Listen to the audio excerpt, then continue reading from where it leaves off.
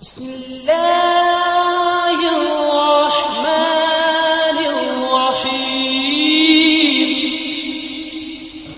من يهده الله فلا مضل له ومن يضلل فلا هادي له واشهد ان لا اله الا الله وحده لا شريك له واشهد ان محمدا عبده ورسوله اما بعد فان خير الحديث كتاب الله وخير الهدي هدي محمد صلى الله عليه وآله وسلم وشر الامور محدثاتها وكل محدثة بدعة وكل بدعة ضلالة وكل ضلالة في النار. اعوذ باللہ السمیع العلیم من الشیطان الرجیم. بسم اللہ الرحمن الرحیم. الذی خلق الموت والحیاة لیبلوکم ایکم احسن عملا وهو العزیز الغفور. رب اشرح لی صدری ویسر لی امری واحلل عقدۃ من لسانی یفقہوا قولی. بھئی آج کچھ دین کی جو بنیادی باتیں ہیں آسان الفاظ میں اور چند لائنوں میں اگر ہم اس کو بیان کرنا چاہیں کہ ہمارا اس دنیا میں آنے کا مقصد کیا ہے اور یہ جو ہمیں وقفہ ملا 40 50 60 70 80 سال کا، اس میں اللہ تعالیٰ نے اس دنیا میں بھیج کے اس کے کیا مقاصد ہیں، ہم نے کیا کرنا ہے اور وہ کون سا راستہ ہے جس پر ہم چل کر جو فلاح کا راستہ پالیں منزل پالیں گے. تو 3 بنیادی چیزیں ہیں، یا ان کو 3 اختیارات یا 3 حکومتیں سمجھ لیجئے گا. اس ساری زندگی کے معمولات سے ہم سے ان کے متعلق سوال کیا جائے گا. پہلا جو بات بنیادی سب سے پہلی بات یہ ہے کہ ذاتی طور پر ہم نے قرآن و حدیث کے ساتھ علم کے ساتھ جڑنا ہے، قرآن کے ساتھ ہدایت والا تعلق بنانا ہے، اور قرآن و حدیث کا علم حاصل کر کے سب سے پہلے اقامت دین کی پہلی سیڑھی یہ ہے کہ اس دین کو اس اپنے وجود 5-6 فٹ پر نافذ کرنا ہے. پہلی بڑی بالکل کلیئر بات ہمیں پتہ چلی، باقی ساری باتیں بعد میں ہیں کہ قرآن و حدیث کا علم حاصل کر کے اپنے اس 5-6 فٹ کے وجود پر اس دین کو نافذ کر کے دکھانا ہے. دوسرا مرحلہ جو ہے اس کا، اپنے اس 5-6 فٹ پر نافذ کرنے کے بعد پھر اللہ تعالیٰ نے ایک گھر کی شکل میں، ایک فیملی کی شکل میں، بیوی بچوں کی شکل میں مجھے ایک چھوٹی سی حکومت دی ہے.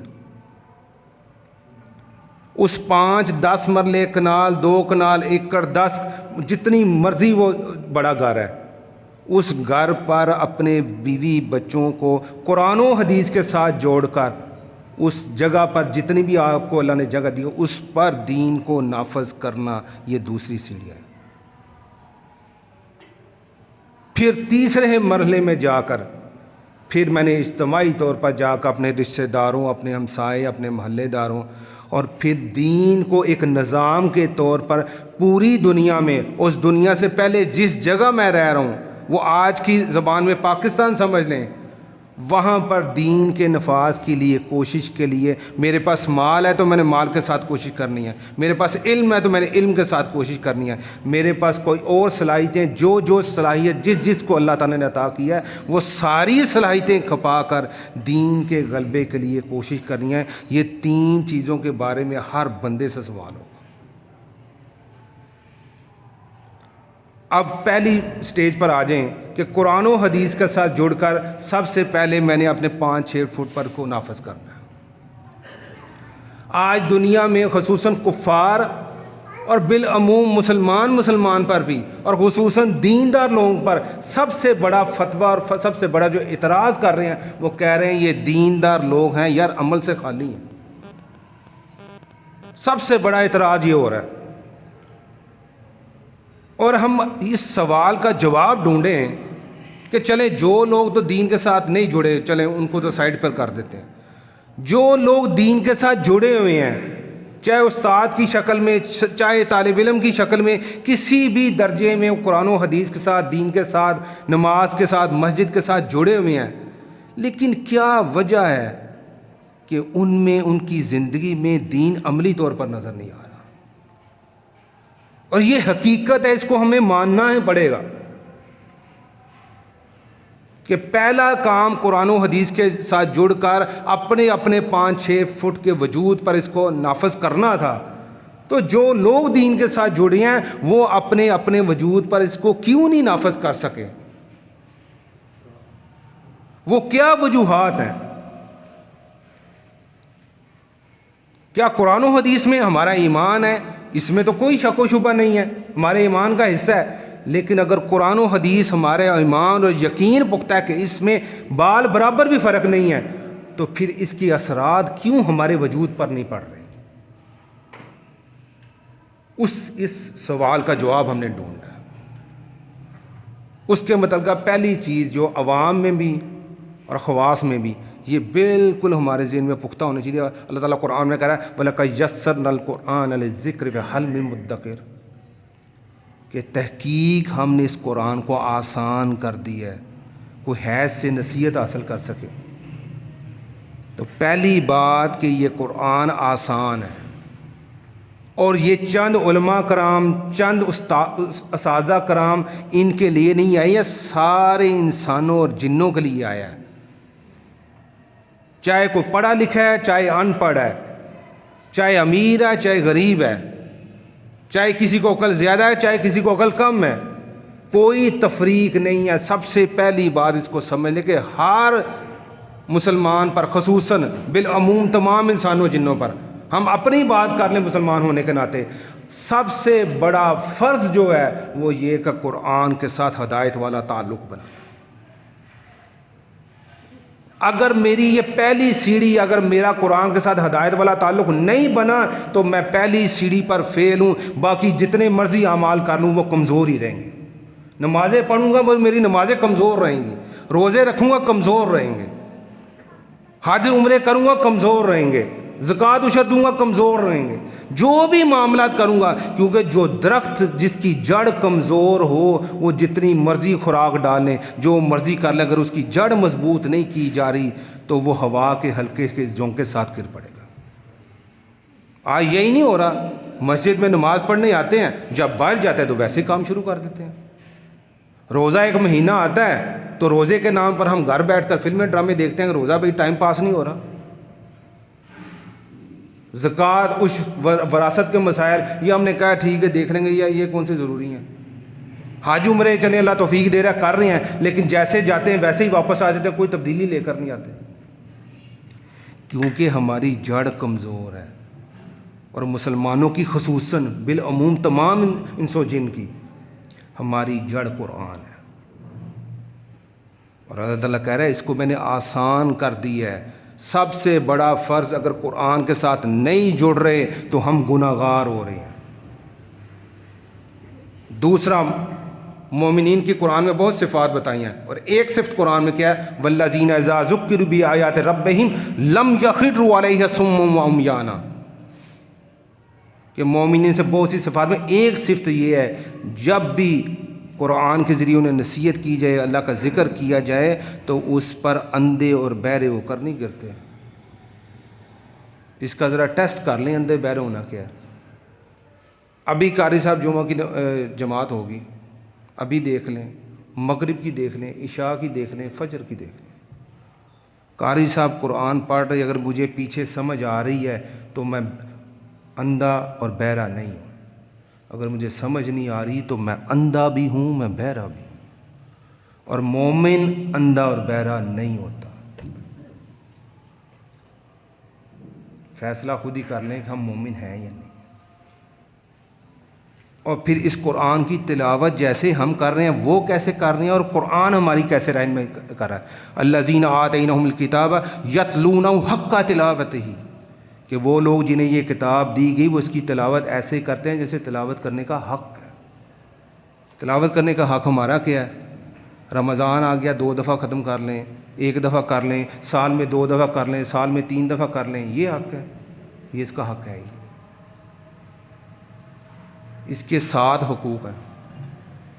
پہلا حق کیا ہے کہ اس کو اوپر سے دے کر اتنا، قاری اللہ توفیق دے قاری بھی ہم بن جائیں، لیکن قرآن کو کم سے کم اس درجے پر تو پڑھ لیں کہ جو بڑی بڑی حروف کی اور حرکات کی زبر زیر پیش کی غلطیاں وہ تو دور کر لیں۔ باقی اللہ توفیق دے دو الحمدللہ اچھی بات ہے، لیکن کم سے کم وہ میں عام طور پر مثال دیتا ہوں 100 میں سے 33 نمبر دنیاوی طور پر پاس ہوتا ہے نا پیپر میں، 100 میں سے 33 نمبر والا تو کر لیں۔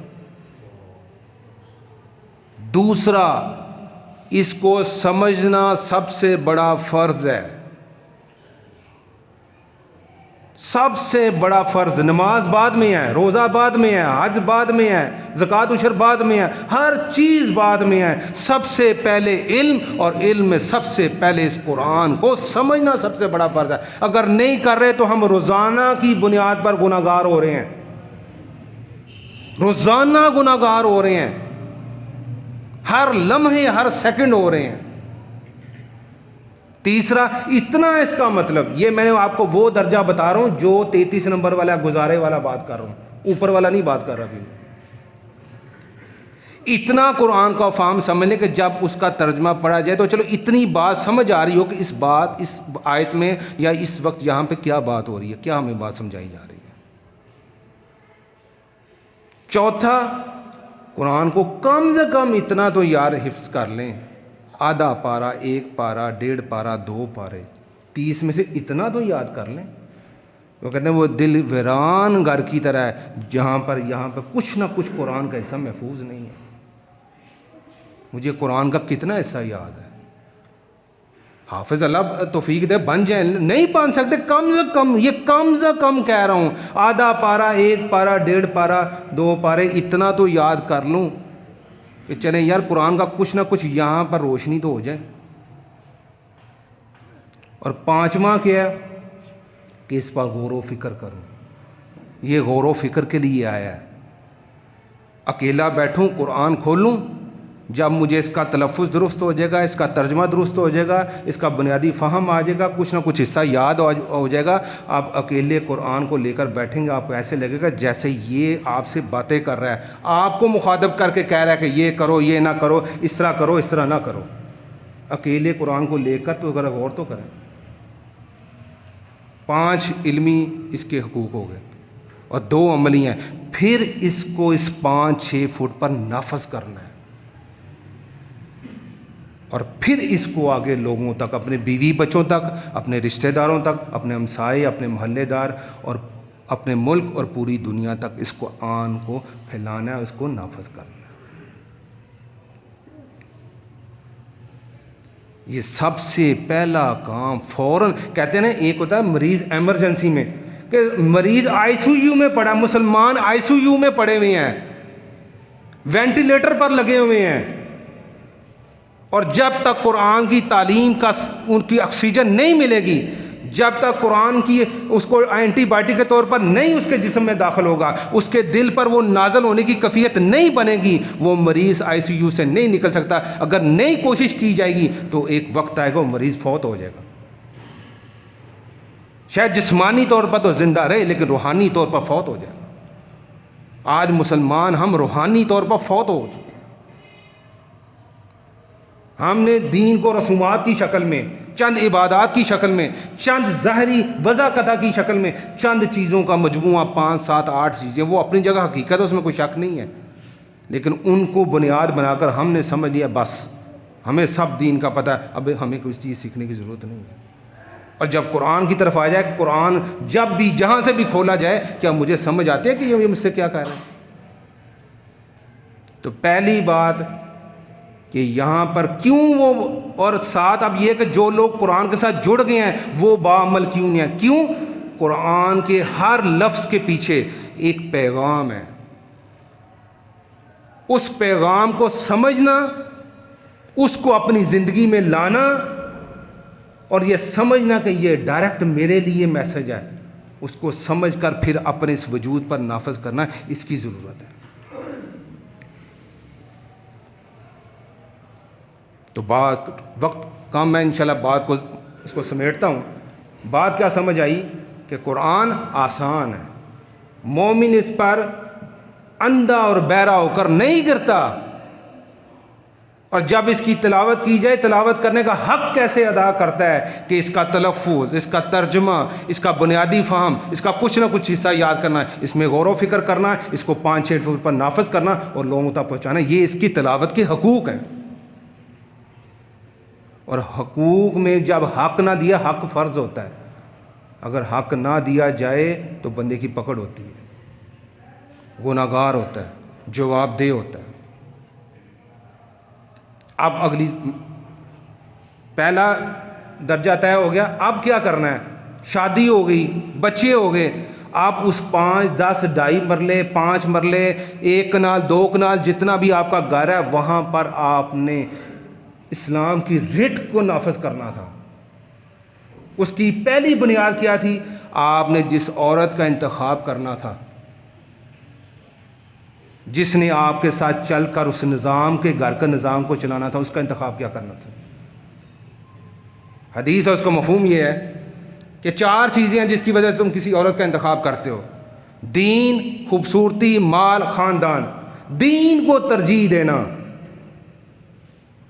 نکاح کے لیے، عورت کے انتخاب کے لیے دین کو ترجیح دینا، جہیز کو ترجیح نہ دے دینا، خاندان کو، برادری کو ترجیح نہ دے دینا، اس کی خوبصورتی کو دیکھ کر باقی ساری چیزیں نہ چھوڑ دینا، سب سے پہلے دین دیکھنا۔ اور اس کی سادہ سی مثال سمجھ لیں کہ ایک زمین ہوتی ہے بنجر، ایک ہوتی ہے زرخیز۔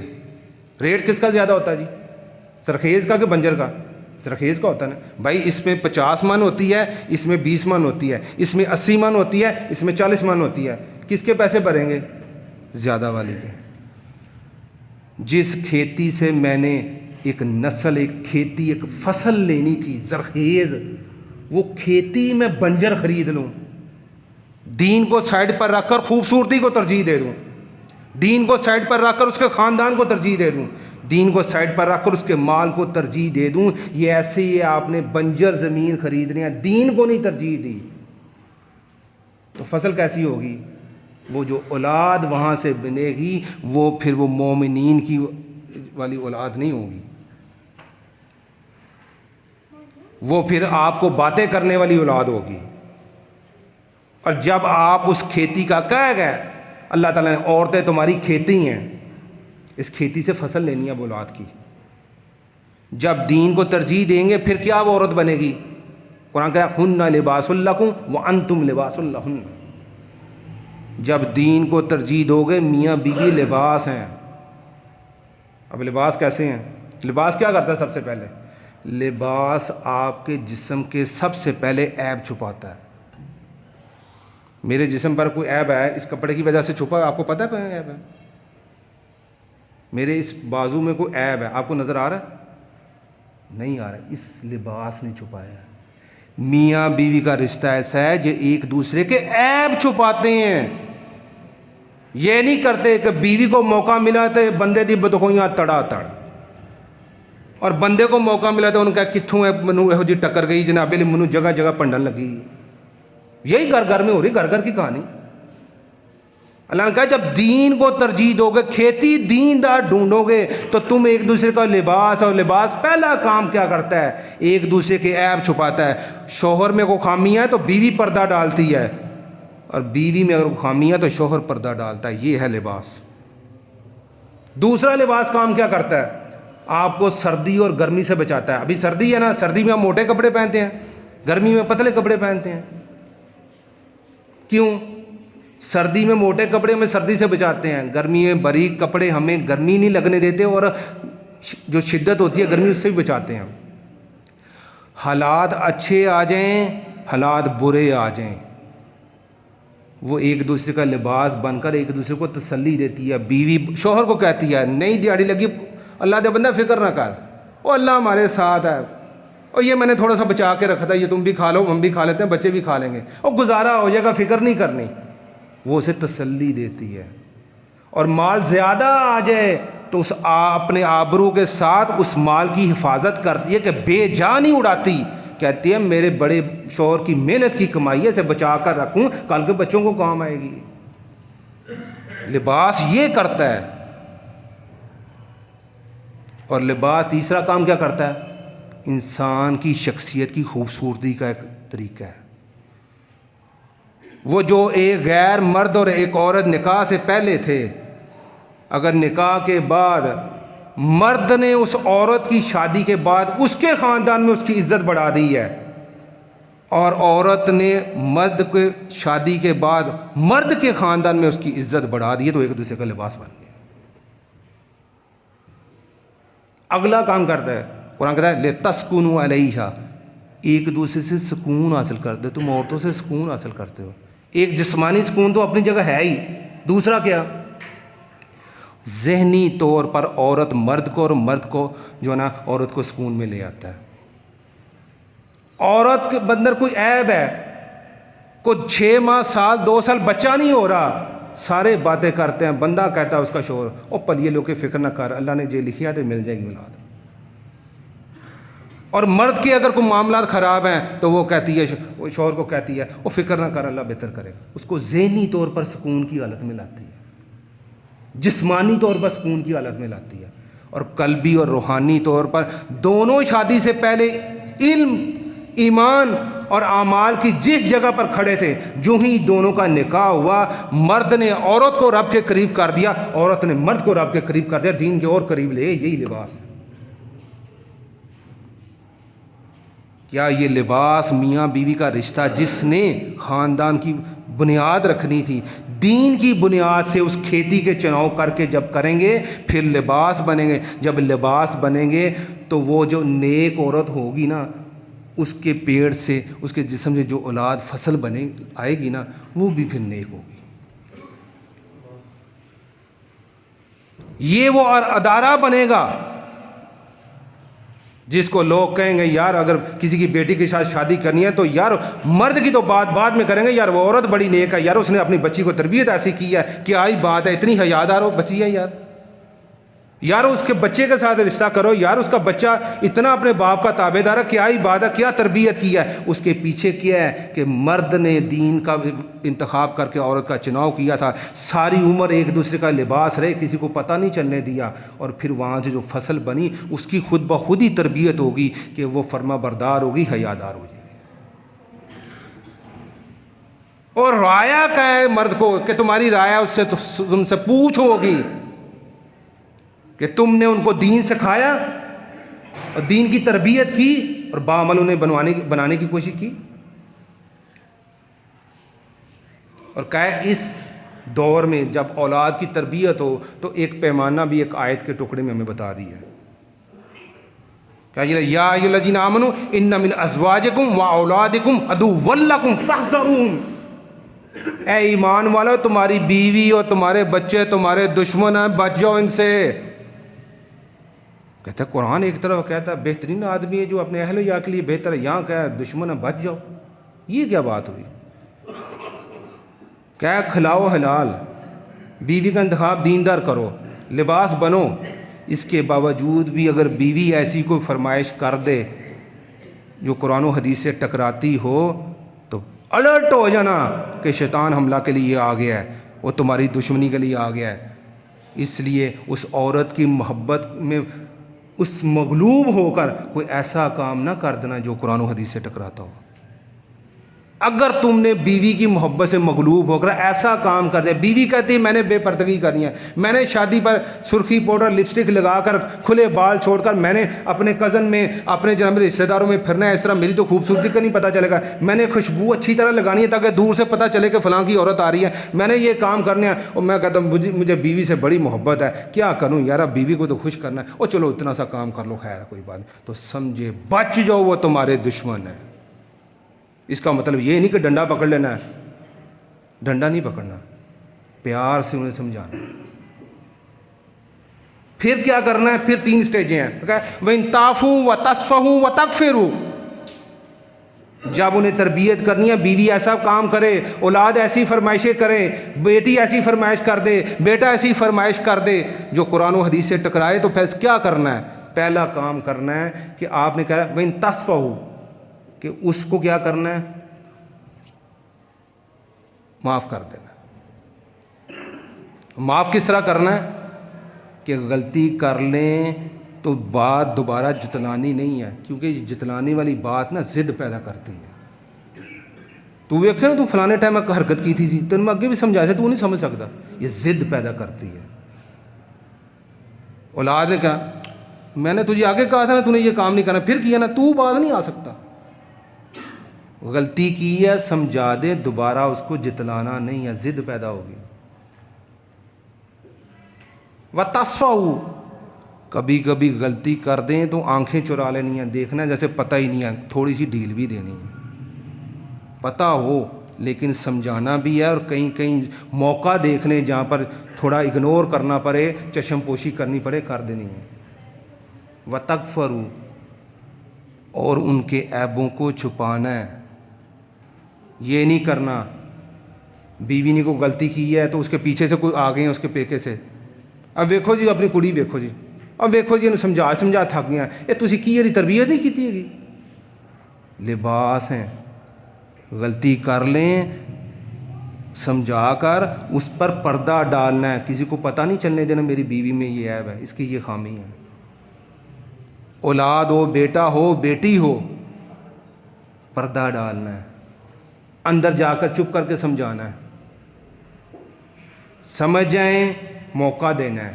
کہیں کہیں آنکھ بھی پھیر لینی ہے، دیکھا ہی نہیں ہے، معاف بھی کر دینا ہے، پردہ بھی ڈالنا ہے، چشم پوشی بھی کرنی ہے. کہیں پیار ضرورت ہے وہاں پر پیار کرنا ہے، جہاں پر سختی کی ضرورت پڑے وہاں سختی بھی کرنی ہے. اس طرح اپنی بیوی بچوں کی تربیت کرنی ہے آپ نے. ہم یا تو ڈنڈا پکڑ لیتے ہیں یا محبت میں اتنے مغلوب ہو جاتے ہیں کہ جو مرضی کرتے ہیں، ٹھیک ہے کیا کریں یار، ان کے لیے تو کماتے ہیں، اب ان کی بھی ضروریات پوری نہ کریں، کیا کریں یار، بچے خوش بھی نہ کریں. بچے کہتے ہیں شادی پر تیل مہندی یا ڈانس کرنا ہے، بیٹیاں کہتی ہیں ہم نے کھلے عام بے حیائی کے ساتھ پھرنا ہے، بیگم کہتے ہیں میں نے بیوٹی پارلر سے تیار ہو کر بال کھول کر بازار میں سے گزرنا ہے. میں اب کیا کروں، باقی سارے کر رہے ہیں تو میں چھوڑ دوں. محبت کریں لیکن بات قرآن و حدیث کے اوپر رکھیں. جہاں پیار کی ضرورت ہے وہاں پیار کریں، جہاں پر سختی کی ضرورت ہے وہاں سختی کریں، جہاں پر تھوڑی سی نظر پھیر کے رکھنا ہے کہ چلو اتنی ڈھیل دے دو وہاں پر ڈھیل بھی دینی ہے. اس طرح اپنی بیوی بچوں کی تربیت کرنی ہے اور پھر اس کے بارے میں مجھ سے سوال ہوگا. اور تیسری سٹیج کیا ہے؟ قرآن کہتا ہے هو الذی ارسل رسولہ بالہدی ودین الحق لیظہرہ علی الدین کلہ ولو کرہ المشرکون، کہ اس دین کو اپنے وجود پر، اپنے گھر پر، اور پھر اس کو اگر آج پاکستان کی بات کی جائے تو پاکستان سب سے پہلے اس خطے پر اس اسلام کے نظام کو نافذ کیسے کرنا ہے اس کے لیے کوشش کرنی ہے، اس کے لیے جڑنا ہے، امت بننا ہے، مسلم بننا ہے، ایک دوسرے کی خیر خواہی کرنی ہے، ایک دوسرے کی غلطیوں کو درگزر کرنا ہے، ایک دوسرے کی اصلاح کرنی ہے، ایک دوسرے کو قرآن کے ساتھ جوڑنا ہے، ایک دوسرے کو بتانا ہے کہ دین کی سب سے اوپر والی جو منزل ہے وہ سب سے بڑی وہ اقامت دین کیا ہے کہ اس کو ایک خطے پر نافذ کیا جائے، جس کو آج ہم بڑے معروف طریقے سے کہتے ہیں مدینہ کی ریاست. مدینہ کی ریاست کے لیے پہلے وہ سیڑھیاں چڑھنی پڑیں گی، پہلے اپنے آپ کو پیش کرنا پڑے گا، پھر اپنے خاندان کو پیش کرنا پڑے گا، پھر اس کے بعد اپنے آگے عزیزوں کو پیش کرنا پڑے گا، پھر اس کے بعد لوگوں کو آگے جا کے اس کی دعوت دینی پڑے گی. یہ ہے پہلی سیڑھی پر بھی ناکام، دوسری سیڑھی پر بھی ناکام، تیسری سیڑھی پر بھی ناکام، اور چوتھی سیڑھی پر چڑھنے کی کوشش کروں گا تو منہ کے بل گروں گا، چوٹ لگے گی، حاصل کچھ نہیں ہوگا. ہر کام کی منازل ہے. نبوی جو منہج ہے وہ ہمیں یہ بتاتا ہے. 13 سال تبلیغ کی، 100 بندہ ہوا. 13 سال مدینہ میں جا کر کے مرکز بنایا، اس مرکز کے تحت پھر اس سسٹم کو چلایا. 40 سال تک انبیاء کو نبوت کیوں نہیں ملی؟ 40 سال انہوں نے اپنا کردار پیش کیا، لوگوں سے منوایا ہے. یہ صادق ہیں، یہ امین ہیں، یہ جھوٹ نہیں بول سکتے، یہ کاروبار سچا کرتے ہیں، یہ گھر میں صحیح ہیں، یہ باہر صحیح ہیں، ان میں کوئی مسئلہ نہیں ہے. پھر اس دین کو لے کر معاشرے میں کھڑے ہوئے ہیں کہ بھئی یہ دین کی دعوت ہے.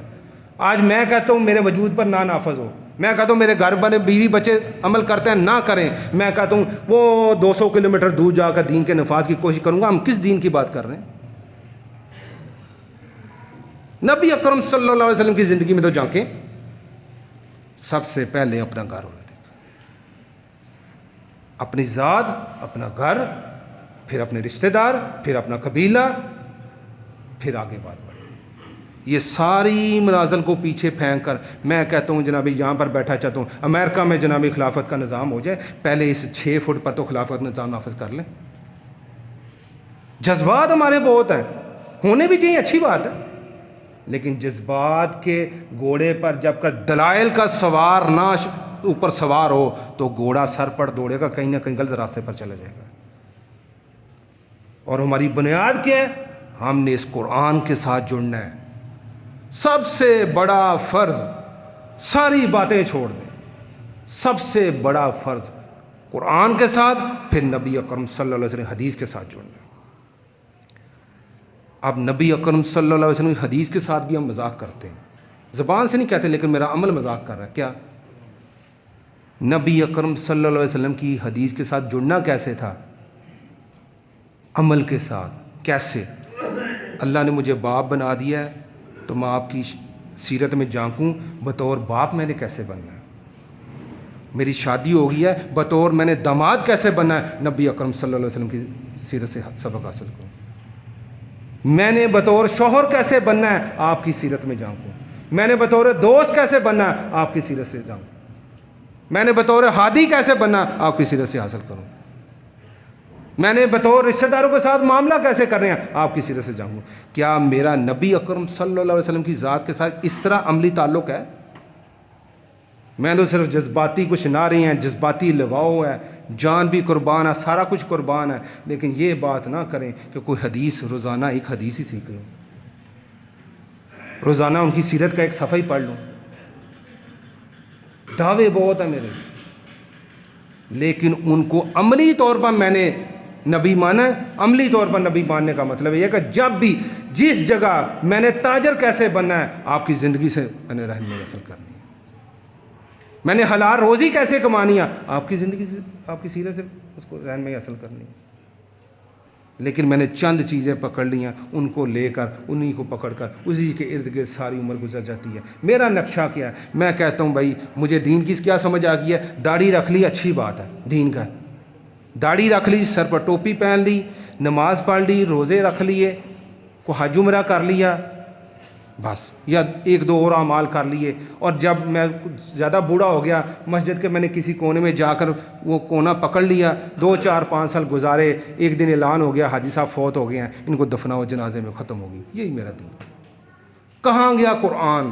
کہاں گیا میرے نبی کی حدیث؟ کہاں گیا میرے نبی کی سنت کا طریقہ؟ کہاں گیا آپ کی سیرت سے تعلق، آپ کے صحابہ کے ساتھ تعلق؟ کہاں گیا میرا پوری زندگی، ایک ایک لمحہ میرا، ہر سیکنڈ، ہر لمحہ میرا قرآن و حدیث سے خالی نہیں ہے اور نہیں ہونا چاہیے.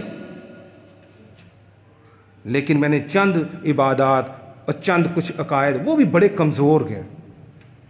نہ میرا رب کے ساتھ تعلق ہے یقین والا، نہ میرا نبی اکرم صلی اللہ علیہ وسلم کے ساتھ عملی طور پر. نہیں تو قرآن سیدھا ڈائریکٹ آ جاتا، پڑھ لو، سمجھ لو، کر لو. نبی کو کیوں بھیجا؟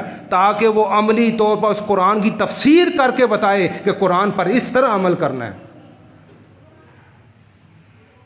تو ہم نے تو قرآن اور حدیث کو سمجھا بس ٹھیک ہے، کچھ جناب علی کوئی کسی نے تویز کر دیا، کسی نے کوئی معاملات کر دیے، اس طرح کی چیزوں میں پڑھ کر چند رسومات کر کے، نہ میری شادی، نہ میری غمیاں، نہ میرا کاروبار، نہ میرے گھر کا ماحول، نہ میرے رشتہ داریاں، نہ میرے دوست احباب، میرا ہر چیز دین سے خالی ہے. اس لیے خدا را ایک آیت سے شروع کرنے، ایک حدیث سے شروع کر دیں، شروعات تو کریں. جب اللہ تعالیٰ کہہ رہا ہے میں نے اسے آسان کر دیا ہے، تو کون ہے دنیا کی دوسری طاقت جو کہتی ہے مشکل؟ جو کہتا ہے مشکل ہے وہ رب کی بات کو جھٹلا رہا ہے.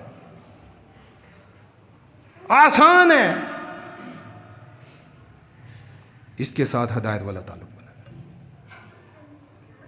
اللہ سے دعا ہے کہ اللہ تعالیٰ میں قرآن و حدیث کے ساتھ جڑ کر اپنی اس 5-6 فٹ کے وجود پر اس کو نافذ کرنے کی، اپنے گھر پر اس کو نافذ کرنے کی، اور پھر اس کو اجتماعی طور پر امت کے درجے پر جا کر اس کے نفاذ کے لیے اپنی مالی، جانی، جس طرح کی بھی صلاحیتیں ہیں ان کو کھپا کر اس دین کے نفاذ کے لیے کوشش کریں. یہی دین کا منہج ہے, یہی دین کا مقصد ہے, یہی ہمارے 50 60 70 سال کی زندگی ہے. اسی میں ہم نے یہ 3 کام بڑے بڑے کرنے ہیں, علم کے ساتھ جڑ کر اور عمل کی دنیا میں حصہ جڑنا ہے. اللہ سے دعا ہے کہ اللہ تعالیٰ قرآن و حدیث کے ساتھ جڑ کے اور باعمل مسلمان بننے کی توفیق عطا فرمائے. وآخر دعوانا الحمدللہ.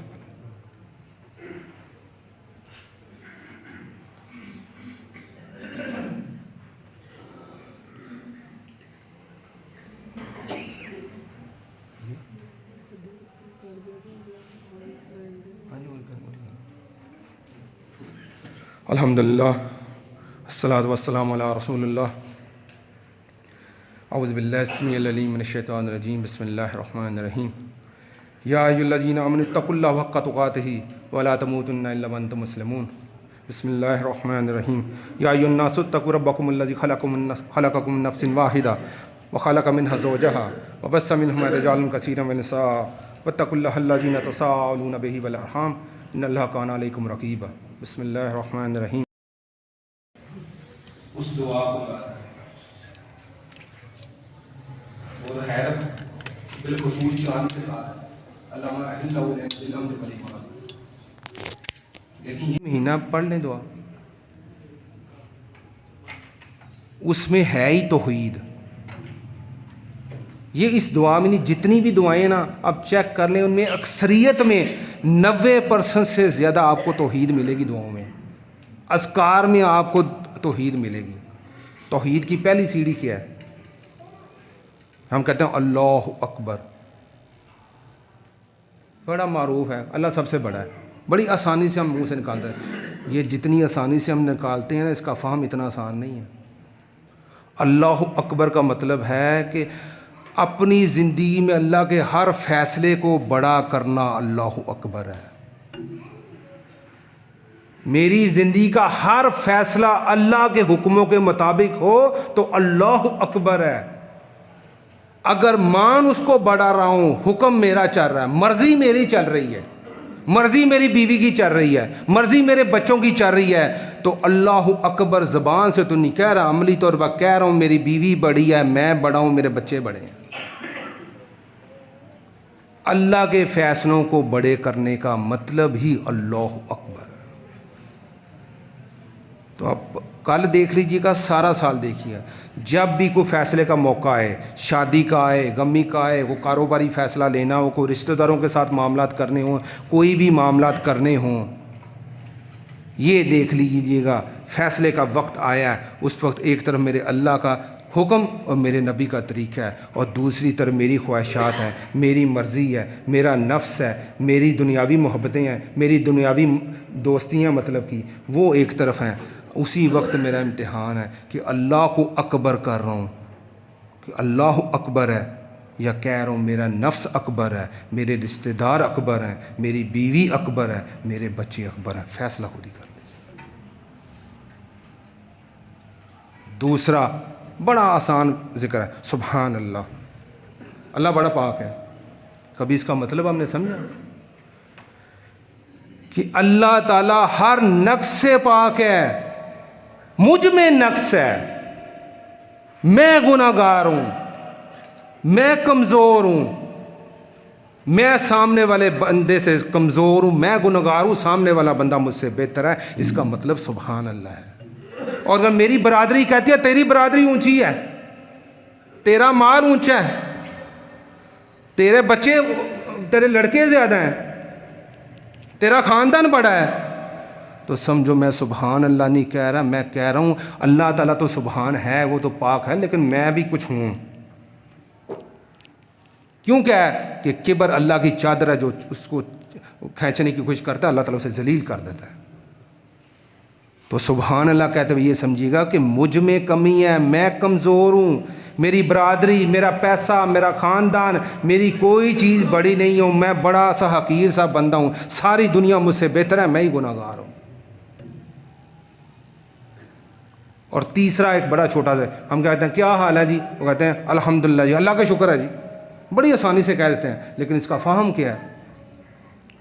الحمدللہ کا مطلب یہ ہے کہ جو جو نعمتیں, جسمانی طور پر، صحت کے طور پر، مال کے طور پر، اختیار کے طور پر، کوئی بھی چھوٹی سے چھوٹی، بڑی سے بڑی جو بھی اس نے نعمت دی ہے، اصل مالک وہ ہے۔ میں چوکی دار ہوں، میں امانت دار ہوں، میں نے اس کی دی ہوئی چیزوں کی امانت میں خیانت نہیں کرنی۔ کیسے؟ چیز بھی اس کی، مالک بھی وہ، اس کے کہنے کے مطابق وہ نعمتیں استعمال کرنے کا مطلب الحمدللہ ہے۔ مالک وہ، خالق وہ، اصل وہ ہے۔ ہم امانت دار ہیں 50 60 70 سال کے لیے، اس کے بعد تختیاں بدل دی ہیں کہ نہیں؟ پٹواری کے پاس نام بدلتے ہیں کہ نہیں بدلتے؟ جائیدادوں کی تقسیم ہوتی ہے کہ نہیں ہوتی؟ گاڑیوں پر نام تبدیل ہوتے ہیں یا نہیں ہوتے؟ ہر چیز پر وہ 50 60 سال جتنی زندگی ہے اس کے بعد نام بدل جاتا ہے۔ اگر مالک ہو تو میرا نام کہاں پہ جائے گا؟ مالک اس کو مان کر، خالق اس کو مان کر، اس کی نعمتیں اس کے کہنے پر استعمال کرنے کا مطلب الحمدللہ ہے۔ نعمتیں اس کی ہوں، مالک وہ ہو، اور امانت میں خیانت کروں، پیسہ اس نے دیا ہے لیکن 2 نمبر طریقے سے کماؤں اور 2 نمبر طریقے سے خرچ کروں۔ کسی چیز کا مجھے اس نے اختیار بتا دیا، وہ اختیار امانتاً دیا ہے، لیکن مجھے یہ سمجھ آ جائے کہ میں بڑا طاقتور ہوں، مجھے کوئی اختیار مل گیا، میں اے سی بن گیا ہوں، میں ڈی سی بن گیا ہوں، میں پٹواری بن گیا ہوں، میں MNA بن گیا ہوں، میں وزیر اعظم بن گیا ہوں، میں ہوں، تو سمجھے آپ نے اس کو خالق نہیں مانا، اپنے آپ کو کچھ ماننا شروع کر دیا۔ اس کی کہنے کے مطابق وہ اختیارات آپ نے استعمال نہیں کیے تو آپ نے الحمدللہ نہیں کہا۔ تو یہ کل کی دیکھ لیں دیں یا سارا سال، یہ 3 چیزیں دیکھ لیجیے گا۔ اللہ اکبر کو کہنے کا مطلب میری زندگی میں ہر فیصلہ اس کے حکموں کے مطابق، اللہ کا حکم اور نبی کے طریقے کے مطابق ہے تو میں اس کو اللہ اکبر کہہ رہا ہوں، نہیں تو میں اپنے آپ کو بڑا کہہ رہا ہوں، سبحان اللہ کہہ رہا ہوں، تو اپنے آپ کو گناہگار، اپنے آپ کو کمتر، اپنے آپ کو نیچ، اپنے آپ کو کمزور، اپنے آپ کو ہر بندے سے اپنے آپ کو کمتر سمجھ رہا ہوں، تو سبحان اللہ اس کو کہہ رہا ہوں یا اللہ تو ان تمام نقائص سے پاک ہے، لیکن مجھ میں یہ نقص ہیں، میں بڑا کمزور ہوں، یا اللہ مجھے قبول کر لے۔ اور الحمدللہ کا مطلب یہ ہے کہ مالک وہ ہے، خالق وہ ہے، اس نے مجھے 50 60 70 سال کے لیے کچھ نعمتیں امانتاً استعمال کرنے کے لیے دی ہیں، مالک کے کہنے کے مطابق میں نے ان چیزوں کو استعمال کر لیا تو الحمدللہ کہہ رہا ہوں۔ اگر مالک کے کہنے کے مطابق مالک کے مال میں خیانت کر رہا ہوں، مرضی اپنی کر رہا ہوں، مالک وہ ہے، مرضی میری، خالق وہ ہے، میری مرضی چلے گی۔ اگر مرضی میری چل رہی ہے، میرے کسی نہ کسی رشتہ دار کی، میرے گھر کی چل رہی ہے، تو میں زبان سے تو جتنا مرضی کہوں اللہ کا شکر ہے جی، اللہ کا شکر ہے جی، سود کا کاروبار کروں الحمدللہ جی، میں 2 نمبر کام کروں الحمدللہ، میں نے جناب لوگوں سے لڑائیاں پال لی ہیں الحمدللہ جی، اور میں بڑا ہوں جی الحمدللہ۔ یہ الحمدللہ یہ کہیں منافقت کی نشانی تو نہیں ہے؟ اس لیے یہ 3 اذکار بڑے چھوٹے سے ہیں، ان کو اپنی زندگی میں چیک کریں، جب بھی کہیں اللہ اکبر، سبحان اللہ، الحمدللہ، تو پھر اس وقت سوچیں ضرور کہ جو میں کہہ رہا ہوں یہاں پر اس کا اثر ہے یا نہیں ہے۔ اللہ سے دعا ہے کہ اللہ تعالیٰ قرآن و حدیث کے ساتھ جڑ کر جو اس کے پیچھے میسج ہیں، جو پیغامات ہیں، ہر بندہ قرآن کھولے اسے ایسے لگے گا جیسے ڈائریکٹ قرآن اس سے مخاطب ہو رہا ہے، اس قرآن کے ساتھ اس طرح مضبوط تعلق۔ سب سے بڑا فرض قرآن کو سمجھنا ہے، باقی تمام فرائض اس کے بعد ہیں۔ آپ کی حدیث کے ساتھ عملی طور پر نبی اکرم صلی اللہ علیہ وسلم کی ذات کے ساتھ عملی طور پر میرا اگر عمل کا تعلق ہے تو میری محبت ان کے ساتھ سچی ہے، ورنہ کہیں نہ کہیں کھوٹ ہے۔ قرآن و حدیث کے ساتھ جڑ کر اس کے جو پیغامات ہیں ان کو سمجھ کر، اور اپنے 5-6 فٹ پر، اپنے گھر پر، اور پھر اس معاشرے میں دین کی اقامت دین کے لیے اللہ تعالیٰ مجھے اور ہم سب کو توفیق عطا فرمائے کہ اس کے مطابق دین کے نفاذ کے لیے کوشش کریں، اور ہمیں باعمل مسلمان بنائے، اور ایک دوسرے کے لیے خیر خواہ کا جذبہ رکھنے والا بنا لے۔ اللہ سے دعا ہے کہ اللہ تعالیٰ علم کے ساتھ اور عمل کے ساتھ جڑنے کی توفیق عطا فرمائے۔ سبحان ربک رب العزت